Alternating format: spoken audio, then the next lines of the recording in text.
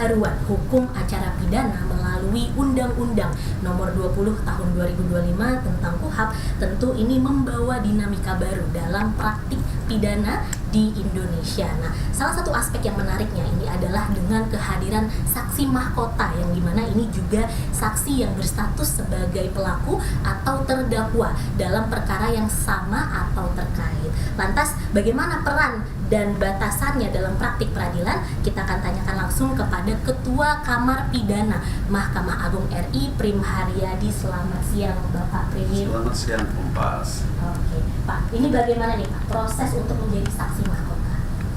Ya, sebenarnya saksi mahkota ini sebenarnya juga sudah diatur dalam hukum acara yang lama, ya 81 ya. Hanya saja memang dalam KUHP 20/2025 ini pengaturannya itu lebih rinci, ya. Rinci dalam arti tahapan-tahapannya itu, idenya ini datang dari pelaku yang bekerja sama. Jadi lebih dari satu pelaku. Kemudian biasanya dalam perkara-perkara yang cukup sulit pembuktiannya, gitu ya, dan juga perkara-perkara yang katakanlah extraordinary crime gitu. Nah, itu si pelaku tentunya ada yang dia harapkan dengan dia membuka seluruh keterangan kepada penyidik dan penuntut umum. Tentunya dia berharap ada hal yang dia akan dapatkan. Nah, ini sebenarnya bukan untuk membuat pembuktian itu hal yang dikejar kepada mereka, ya. Tapi mereka yang punya keinginan, ya, saksi mahkota ini yang punya keinginan agar dia bisa buka terang peristiwanya, dia bisa ungkap siapa pelaku utamanya. Namun dia berharap hukuman kepada yang bersangkutan juga akan lebih ringan. Nah, oleh karenanya dia mengusulkan kepada penyidik, kemudian penyidik bekerja sama dengan penuntut umum, menyampaikan kepada penuntut umum, dibuatlah berita acara antara penyidik dengan penuntut umum.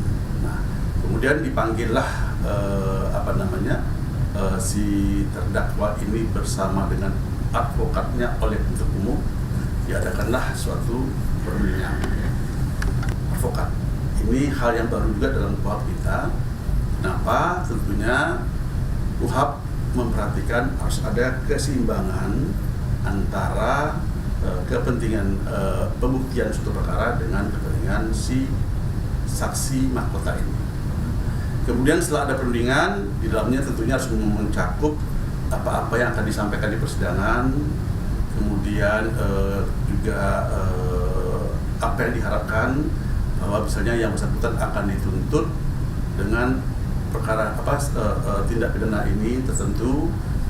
Kemudian juga tentunya tidak akan dijatuhi pidana tuntut dengan hukuman mati, akan dituntut maksimal 2/3 dari ancaman maksimum daripada ancaman hukuman tersebut, ya, pidana yang dilanggar, dan juga tentunya tidak ada paksaan dalam memberikan keterangan oleh saksi mahkota ini.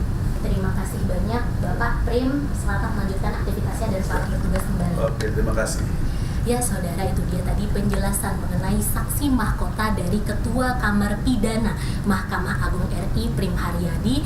Dan juga tentunya dengan adanya saksi mahkota dalam KUHP baru ini dapat membantu atau mengupayakan untuk mengungkap perkara pidana yang kompleks. Medina Andas, Riki Sultana, Kompas TV, Jakarta.